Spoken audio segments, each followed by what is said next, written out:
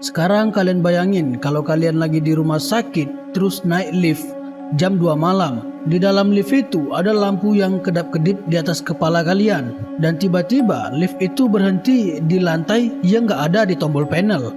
Yang keluar cuman hawa dingin seperti angin sama suara langkah kaki dari ujung lorong. Cerita ini bukan hanya tentang kisah hantu, tapi juga tentang kenapa lantai ini ditutup dan siapa aja yang masih kerja di sana.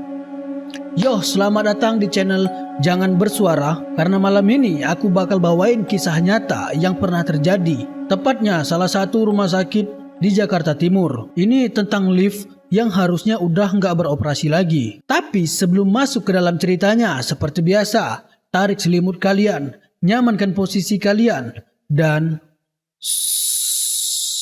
jangan bersuara.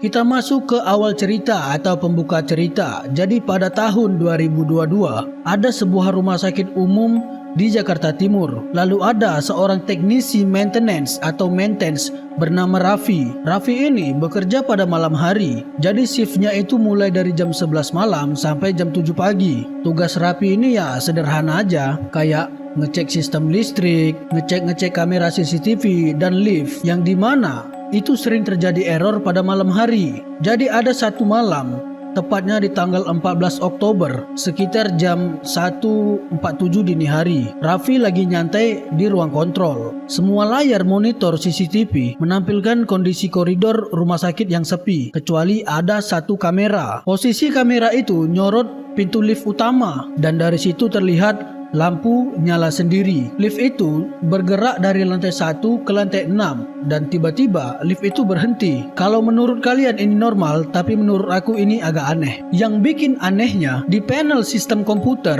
muncul kode L7-A. Padahal rumah sakit ini cuma punya 6 lantai. Raffi pun mengira awalnya ini cuma sekedar error, tapi sistem digital nggak mungkin bisa bikin lantai tambahan, apalagi kalau nggak diset secara manual. Dan kalian jangan kemana-mana dulu, karena kita akan masuk ke dalam klimaks cerita ini. Di sini awal mula cerita perjalanan menuju ke lantai 7. Jadi besok malamnya si Raffi ini makin penasaran. Dia pun menunggu sampai jam 2, yang dimana jam itu bikin lift bisa bergerak sendiri. Dan bener aja, sekitar jam 2:15 lift di koridor area timur itu nyala lagi atau terbilang aktif lagi, meskipun terlihat di situ nggak ada yang mencet tombol. Raffi pun akhirnya memutuskan untuk naik lift itu sendiri. Begitu pintu tertutup, semua tombol di panel lift itu nyala. Tapi yang jadi anehnya, tombol angka 7 itu ikut nyala. Padahal kalau secara fisik, tombol itu nggak ada, hanya muncul di layar panel digital modernnya. Lift pun mulai naik dari 1, 2, 3, sampai 6. Lalu berhenti sebentar seperti ada bunyi ding dan terus naik lagi. Kecepatan lift ini pun berubah, getarannya semakin halus. Tapi hawa di dalam kabin ini tiba-tiba dingin. Saat angka 7 muncul di layar, lift pun berhenti. Pintunya terbuka pelan. Pas dilihat, di depan Raffi itu ada koridor yang panjang. Lampunya redup dan berdebu. Semua plester yang di dinding itu terkelupas, ubin yang retak, dan di ujung lorong ada papan kayu yang bertuliskan cat merah yang bertulis ruang isolasi khusus, tapi udah ditutup sejak tahun 2009. Cerita pun nggak sampai di situ. Di sini konteksnya adalah jejak pasien lama. Raffi pun keluar dari lift, itu langkah kakinya bergema. Setiap langkahnya itu disambut dengan suara kayak tik-tik dari lampu TL yang berkedip. Waktu dia ngecek-ngecek, itu dia ketemu satu ruangan yang sepertinya kayak masih aktif. Kenapa dia bisa mikir gitu? Karena pintu itu terbuka dan nomor pintu itu nomor 713. Tapi waktu dia ngecek ke dalamnya, ada satu tempat tidur. Tempat tidurnya itu udah karatan dan di atasnya itu masih tergantung infus setengah penuh. Yang jadi anehnya, cairan ini masih jernih. Sembari dia melihat sekitar, terus tiba-tiba di lantai ada berkas pasien yang tertulis nama Dewi Anggraini. Masuk pada tahun 2009. Statusnya isolasi, diagnosa belum diketahui. Raffi di sini baru sadar rumah sakit ini pernah mengalami wabah internal pada tahun 2009. Waktu ada virus aneh nyebar dari pasien yang meninggal mendadak. Lantai 7 ini jadi ruang isolasi darurat dan sejak itu udah ditutup total. Tapi kenapa semuanya seolah-olah masih utuh, masih kayak habis ditinggal, kayak baru ditinggal kemarin? Dan kenapa ada alat monitor jantung tepatnya di ruangan sebelah, padahal nggak ada listrik di sana? Raffi yang semakin lama semakin penasaran, akhirnya coba ngintip lewat celah pintu. Monitor itu masih menyala pelan dan di layar kecilnya muncul garis detak jantung, lalu berhenti seketika. Raffi yang awalnya penasaran kini diubah menjadi ketakutan. Raffi yang panik, dia kembali ke arah lift. Tapi pas dia nyampe, lift ini udah tertutup. Dia gerasak-gerusuk mencet tombol down, tapi nggak ada respon. Dari speaker kecil di atas pintu lift terdengar suara perempuan yang lirih. Perempuan itu sekiranya ngomong kayak gini, "Kau datang lagi ya." Raffi semakin takut. Dia mulai nunduk dan mundur pelan-pelan. Tapi seketika lampu sepanjang koridor itu mati satu persatu pelan-pelan. Ditambah terdengar suara roda panjang pasien yang bergeser dari kejauhan. Lalu dari arah kiri muncul sosok wanita yang berpakaian pasien rumah sakit. Pucat, rambutnya menutupi sebagian wajah, dan di tangan kirinya itu masih tergantung selang infus yang meneteskan darahnya. Dia jalan pelan ke arah Raffi sambil menyeret kakinya sambil bilang, "Kamu mau keluar, tapi liftnya belum sampai." Tepat saat wanita itu semakin dekat, lift pun berbunyi. Ting!